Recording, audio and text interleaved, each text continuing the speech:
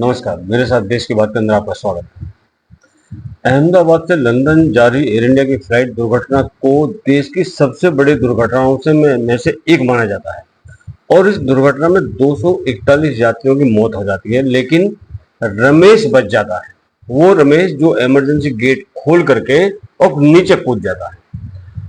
उसके पैर सुरक्षित हैं, लेकिन इस भयानक दुर्घटना में न सिर्फ विमान के अंदर बैठे लोगों की मौत हुई, बल्कि जिस बिल्डिंग पर ये विमान गिरा उसके भी पर खच्चे हो गए और उसमें मौजूद कई एमबीबीएस छात्रों की भी मौत हुई। इतना ही नहीं, विमान के दोनों इंजन भी खराब हो गए, जो अक्सर बहुत ही ज्यादा दुर्लभ मामला होता है। मतलब रेयर ऑफ रेयरेस्ट होता है, लेकिन ऐसे मामलों का आना नामुमकिन होता है। बहुत कम ऐसे मामले होते हैं, और वो भी तब जब विमान सिर्फ 11 साल पुराना हो, जिसे एविएशन के क्षेत्र में बिल्कुल नया माना जाता है।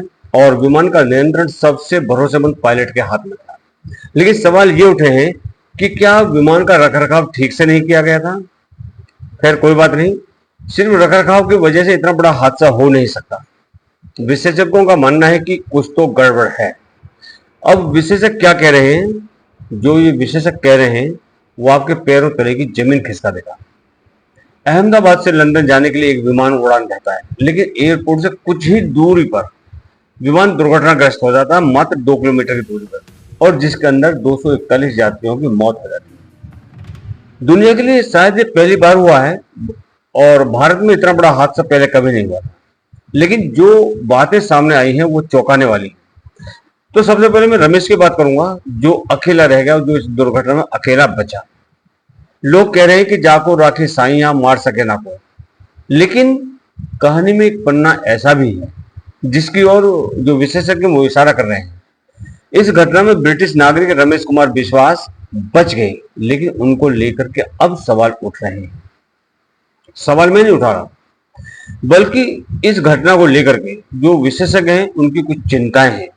कुछ सवाल जो है वो रमेश की तरफ घूम रहे हैं, कुछ उंगलियां रमेश की तरफ उठ रही हैं, जिसमें कुछ सच्चाई भी नजर आ रही है।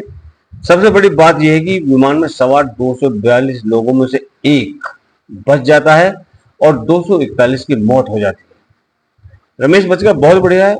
ईश्वर की अनुकंपा इस तरह से बनी रहे, सभी पर बनी रहती तो बहुत ज्यादा अच्छा होता। और मैं भी ये मान रहा हूं कि रमेश इस जांच में मदद करेगा और बहुत कुछ मिलेगा इस रिपोर्ट से।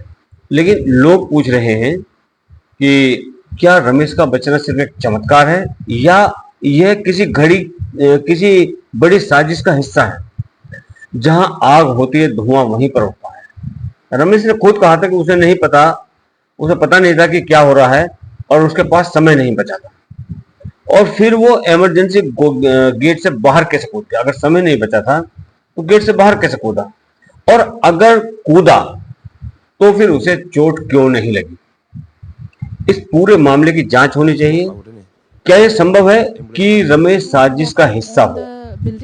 क्या रमेश को साइबर हैकिंग के बारे में पता था? ये सारे सवाल हैं जिनका जवाब जांच के बाद ही मिलेगा। इसलिए रमेश से ठीक ठाक पूछताछ होनी चाहिए। जब वो ठीक हो जाए तब पूछताछ हो, लेकिन ये होनी ही चाहिए, ताकि सच्चाई और इस बड़ी घटना का सच दुनिया के सामने आ सके। विमान दुर्घटना से पहले पायलट के आखिरी शब्द जो उसने एटीसी से कही थी, हर कोई उन टेक्निकल शब्दों का मतलब समझना चाहता है। विमान उड़ा रहे पायलट के आखिरी शब्द थे लूजिंग द थ्रस्ट, मेडे मेडे। मतलब उसने कहा कि मुझे यकीन नहीं हो रहा, मैं थ्रस्ट खो रहा हूं। ऐसा कैसे हो सकता है? मतलब विमान ऊपर नहीं उठ रहा था जो ऊपर उठना चाहिए। पायलट ने उसके ऊपर से अपना पूरा नियंत्रण खो दिया था, वो कुछ भी नहीं कर पा रहा था और विमान सने सने नीचे आ रहा। मेडे मेडे मेडे ऐसा 3 बार कहने का मतलब है कि अब पायलट के नियंत्रण में कुछ भी नहीं। और अब हम एक बड़ी घटना की ओर बढ़ रहे हैं। अगर एटीसी कुछ कर सकता है तो जल्दी करें, क्योंकि अब पायलट के नियंत्रण में कुछ नहीं। ये शब्द थे 82,8,200 घंटे की उड़ान का अनुभव रखने वाले पायलट सुमित सब्रवाल के। ये वो शब्द थे जो एटीसी को ये बताने के लिए काफी थे कि अब कुछ बड़ा होने वाला है, कुछ गलत होने वाला है। उसके बाद जो परिस्थितियां आएंगी, या तो आप उनसे निपट लें, या आखिर आप इन परिस्थितियों से बच सकते हैं तो जल्दी से कोई कदम उठाएं, उसके बाद ये घटना घट जाती है, जहाज क्रैश हो जाता है।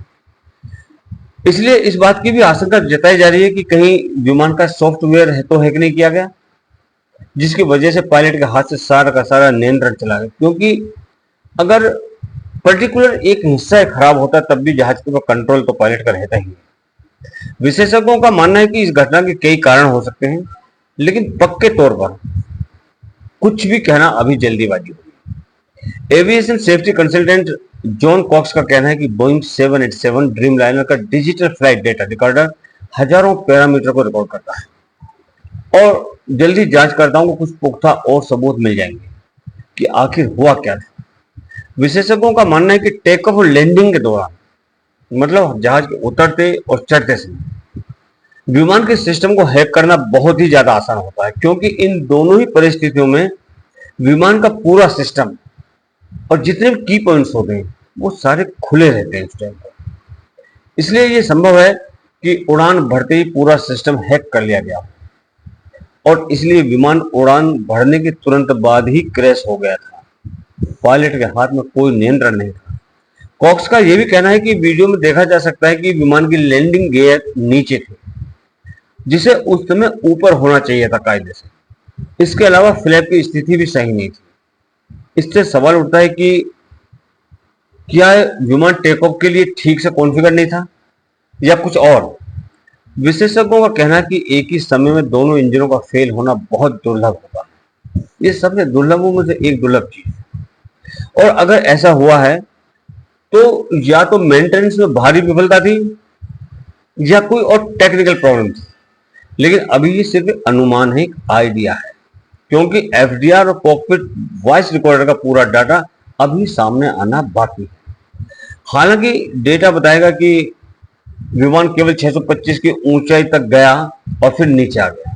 विशेषज्ञों का कहना है कि ईंधन के बढ़े हुए वजन की वजह से विमान क्रैश हुआ होगा। ऐसा भी संभव है, लेकिन ये कहना जल्दीबाजी होगा और ये मेरे विचार से ठीक नहीं है। अभी तक इस बात के कोई सबूत नहीं मिले हैं कि विमान ओवरलोड हो सकता है, यानी पेलोड। अब पेलोड किसको कहते हैं? पेलोड कहते हैं उस वजन को जो जहाज अपने साथ लेकर के चलता है। क्या पेलोड ज्यादा था? ये पेलोड जो है ये विमान में मौजूद वजन की जानकारी हमको देता है कि कितना लोड है जहाज के अंदर, और इसी के हिसाब से विमान के टेक ऑफ और लैंडिंग के फैसले पायलट लेते हैं। इस पेलोड के हिसाब से ही पायलट की सारी प्लानिंग और रणनीति, प्लेन को कितना उड़ाना है, टेक ऑफ, लैंडिंग, रनवे इत्यादि सब कुछ डिसाइड होता है। ये सारी रणनीति पेलोड की कंफर्मेशन के बाद ही तय होती है कि हमारे पास पेलोड कितना है। मेधावी नगर में बीजे मेडिकल कॉलेज के हॉस्टल के डाइनिंग हॉल से ये जहाज टकराया।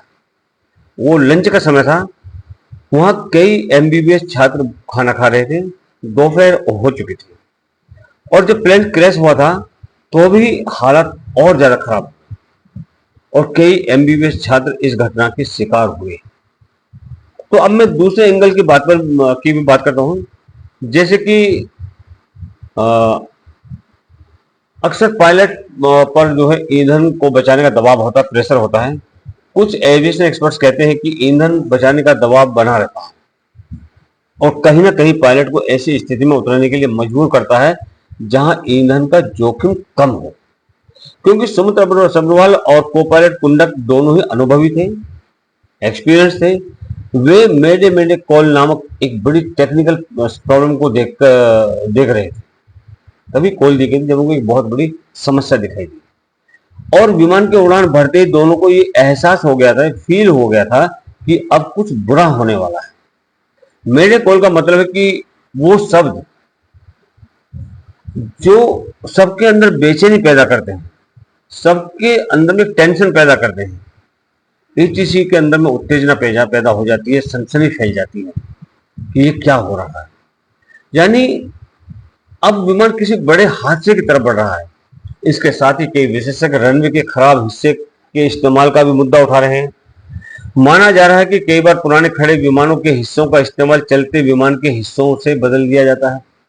जो विमान चल रहे हैं उनके जो खराब हिस्से हो जाते हैं, पार्ट्स हो जाते हैं, उनको पुराने जो जहाज खड़े होते हैं उनके स्पेयर पार्ट से बदल दिया जाता है। पुराने और खराब इंजन का इस्तेमाल भी इन हादसों की एक वजह है। लेकिन अभी तक इसका कोई पुख्ता सबूत नहीं है। अहमदाबाद का सरदार वल्लभ भाई पटेल इंटरनेशनल एयरपोर्ट रनवे के मामलों में मानक है, स्टैंडर्ड है और इसे बोइंग 787 जैसे विमानों के लिए फिट माना जाता है। रखरखाव में जो लापरवाही है वो भी आरोप का एक हिस्सा है। हालांकि सबसे ज्यादा जो चर्चा का विषय है वो है एक साजिश का एंगल। ऐसा क्या हुआ कि पूरा कंट्रोल एक साथ जाम हो गया, पायलट के हाथ से पूरे जहाज का कंट्रोल निकल गया। बड़ी साजिश की थ्योरी भी इस समय गर्म है, क्योंकि सोशल मीडिया पर कुछ पोस्ट बड़ी साजिश की ओर इशारा कर रही हैं।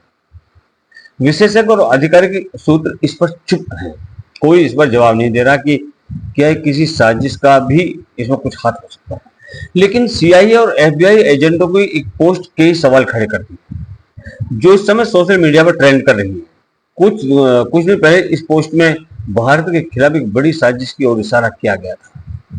सच क्या है ये तो जांच के बाद ही पता चलेगा, लेकिन क्या ये घटना वाकई घटना है या ये सिर्फ एक बड़ी साजिश है जो कि सफल होगी। दुश्मन अपनी साजिश में सफल हो गया। इस पर अभी आपकी राय क्या है, कमेंट जरूर करें, मुझे आपके कमेंटों का इंतजार रहेगा। ऐसी सभी जानकारी और खबरों के लिए चैनल को सब्सक्राइब करें, लाइक करें और शेयर करना ना भूलें। नमस्ते, जय हिंद, जय भारत।